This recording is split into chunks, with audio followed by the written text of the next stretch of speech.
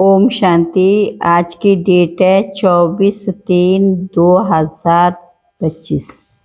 आज का सार है, मीठे बच्चे, ये ज्ञान तुम्हें शीतल बनाता है। इस ज्ञान से काम क्रोध की आग खत्म हो जाती है। भक्ति से वह आग खत्म नहीं होती। आज का प्रश्न है, याद में मुख्य मेहनत कौन सी है?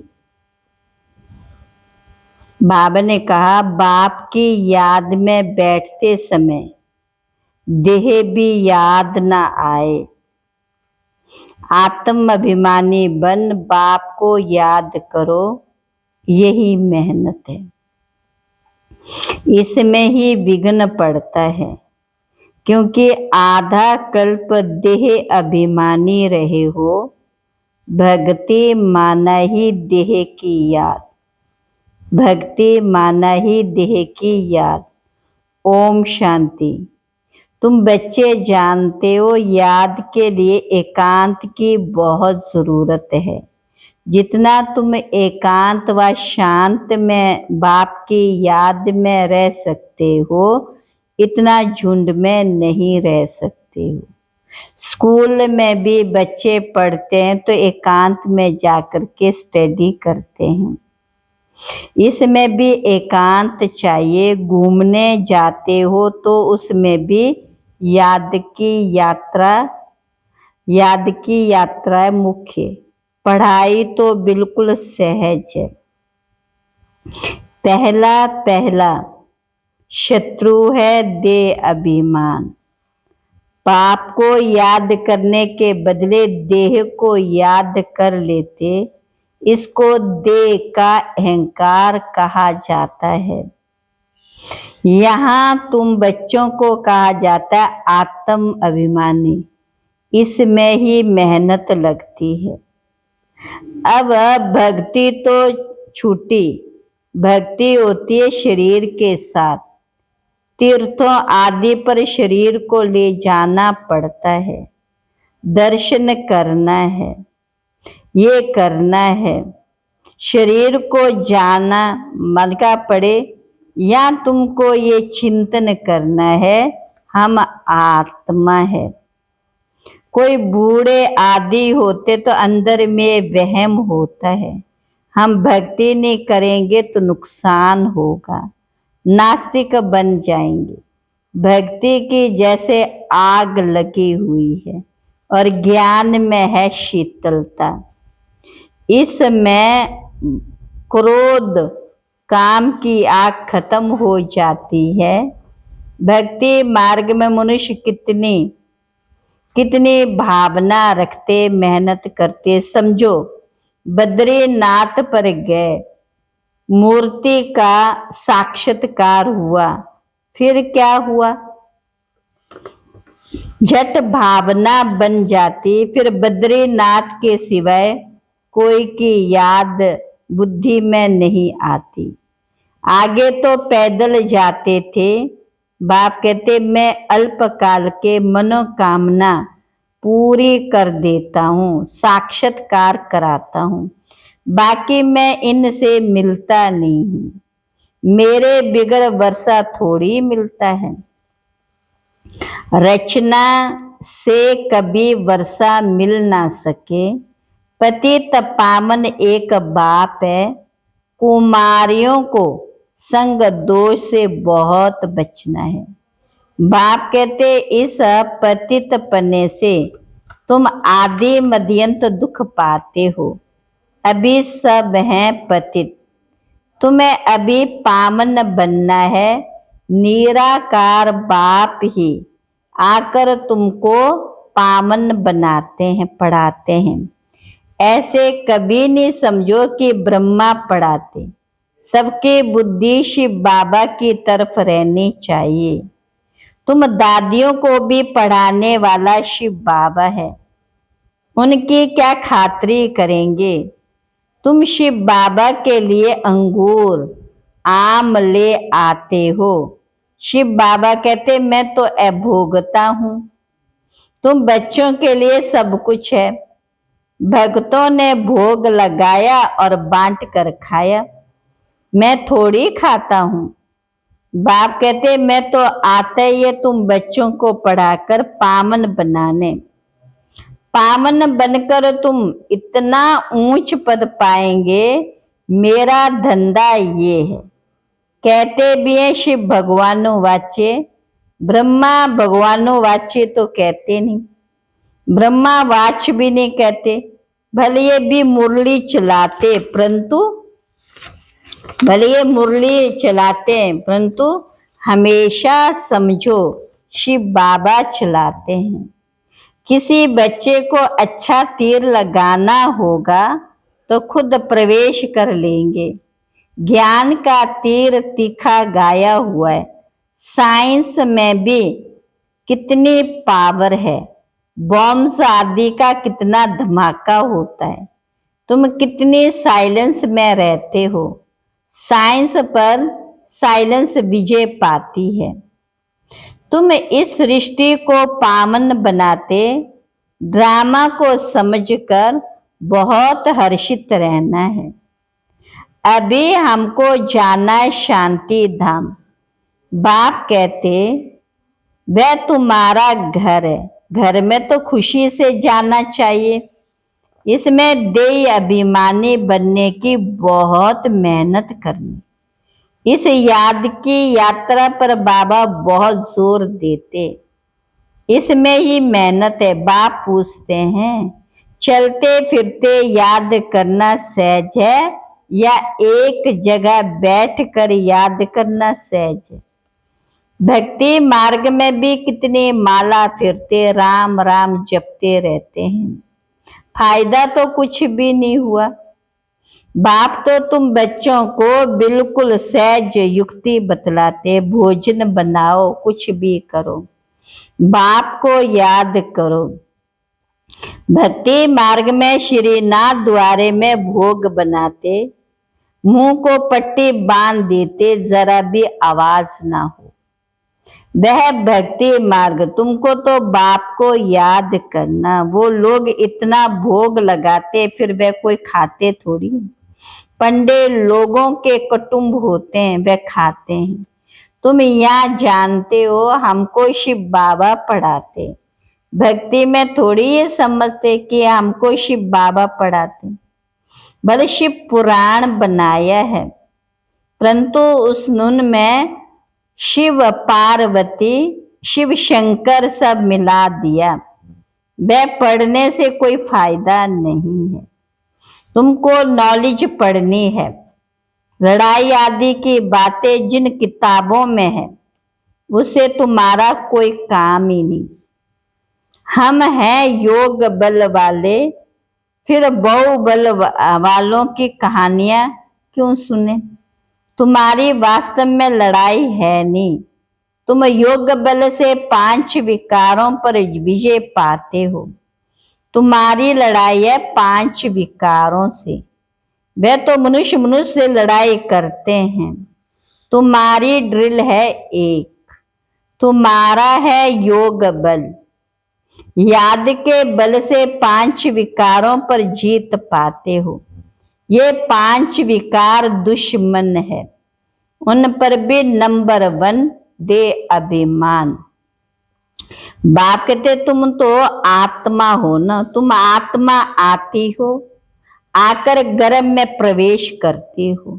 मैं तो इस शरीर में विराजमान हुआ हूं, मैं कोई गर्भ में थोड़ी आता हूं। सत्ययुग में तुम गर्भ महल में रहते हो, फिर रावण राज्य में गर्भ जेल में जाते हो। मैं तो प्रवेश करता हूं, इसको दिव्य जन्म कहा जाता है।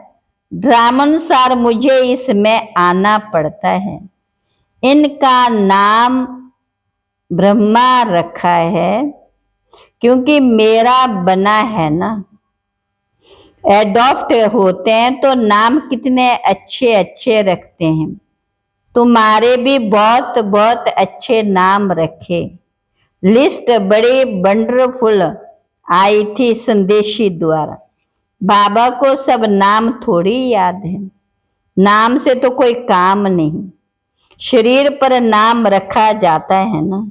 अब तो बाप कहते अपने को आत्मा समझ बाप को याद करो। आत्माओं की पूजा होती, मिट्टी के शालिग्राम बनाते, फिर रात को तोड़ डालते हैं। देवियों को भी सजाकर पूजा कर फिर समुंदर में डाल देते। बाप कहते मेरा भी रूप बनाकर खिला पिलाकर फिर मुझे कह देते ठिक्कर भीतर में। सबसे दुर्दशा तो मेरी करते हैं। तुम कितने गरीब बन गए हो।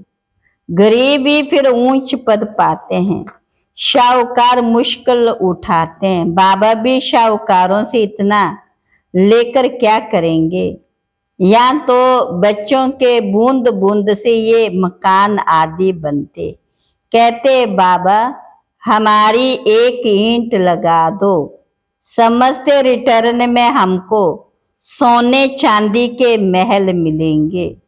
वहां तो सोना ढेर रहता, सोने की ईंटें होंगी, तब तो मकान बनेंगे।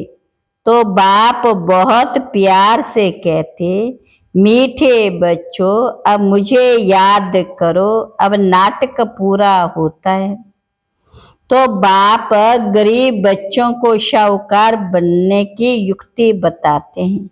मीठे बच्चे तुम्हारे पास जो कुछ ट्रांसफर कर दो, या तो कुछ भी रहना नहीं, या जो ट्रांसफर करेंगे वह नई दुनिया में 100 गुना होकर मिलेगा।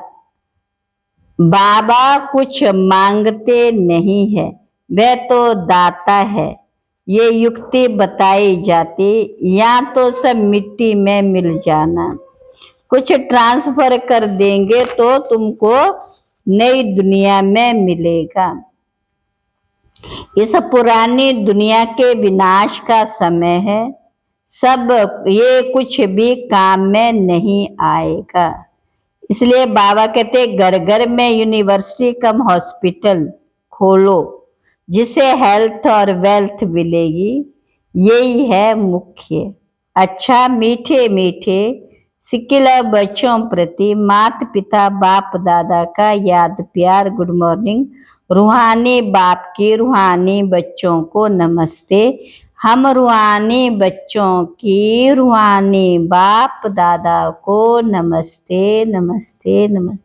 रात्रि क्लास 12/3/58 की। इस समय तुम गरीब साधारण माताएं बालिका पुरुषार्थ करके ऊंच पद पा लेती। यज्ञ में मदद आदि भी माताएं बहुत करती। पुरुष बहुत थोड़े जो मददगार बनते। माताओं को वारिस बनने का नशा नहीं रहता, वह बीज बोती रहती, अपना जीवन बनाती रहती। तुम्हारा ज्ञान यथार्थ बाकी है भक्ति। रूहानी बाप ही आकर ज्ञान देते। बाप को समझे तो बाप से वर्षा जरूर लेवें। तुमको बाप पुरुषार्थ कराते रहते, समझाते रहते, टाइम वेस्ट मत करो। बाप जानते कोई अच्छे पुरुषार्थी हैं, कोई मीडियम, कोई थर्ड। बाबा से पूछें तो बाबा झट बता दें तुम फर्स्ट हो या सेकंड हो या थर्ड हो। किसको ज्ञान नहीं देते तो थर्ड क्लास ठहरे। सबूत नहीं देते तो बाबा जरूर कहेंगे ना। भगवान आकर जो ज्ञान सिखलाते वो फिर प्रायलोप हो जाता है, ये किसी को भी पता नहीं। अभी तुम बच्चे पुरुषार्थ कर रहे हो, कल पहले मिसल जितना जिसने पुरुषार्थ किया उतना करते रहते। बाबा समझ सकते अपना कल्याण कौन कर रहे। बाप तो कहेंगे रोज इन लक्ष्मी नारायण के चित्र के आगे आकर बैठो।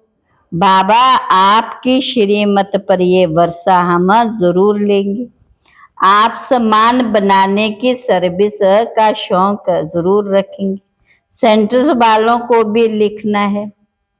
तुम वानप्रस्थी हो ना, वानप्रस्थियों के भी आश्रम होते हैं, वानप्रस्थियों के पास जाना चाहिए। मरने के पहले लक्ष्य तो बता दो, वाणी से परे तुम्हारी आत्मा जाएगी कैसे?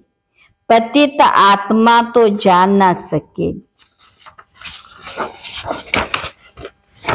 भगवानो वाच्य मामेकम याद करो तो तुम वानप्रस्थ में चले जाएंगे।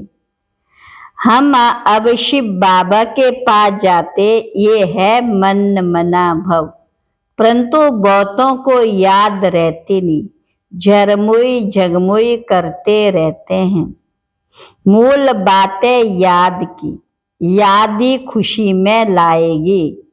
सभी चाहते तो है विश्व में शांति हो। बाप भी कहते उन्हें समझाओ विश्व में शांति अब स्थापन हो रही है इस समय। इसलिए बाबा लक्ष्मी नारायण के चित्र को जास्ती महत्व देते हैं। बोलो ये दुनिया स्थापन हो रही जहाँ सुख शांति पवित्र सब था। एक भाषा, एक राज्य, एक धर्म था, बाकी सभी आत्माएं निराकारी दुनिया में थी। ऐसी दुनिया किसने स्थापन की थी? शांति किसने स्थापन की थी? फॉरेनर्स भी समझेंगे ये पैराडाइज था, इन्हों का राज्य था। वर्ल्ड में शांति तो अब स्थापन हो रही है। बाबा ने समझाया था प्रभात फेरी में भी ये लक्ष्मी नारायण का चित्र निकालो, जो सभी के कानों में आवाज पड़े कि ये राज्य स्थापन हो रहा है, नरक का विनाश सामने खड़ा है। ये तो जानते ड्रामानुसार शायद देरी है, बड़ों बड़ों के तकदीर में अभी नहीं है, फिर भी बाबा पुरुषार्थ कराते रहते। ड्रामानुसार सर्विस चल रही है। अच्छा, गुड नाइट, ओम शांति।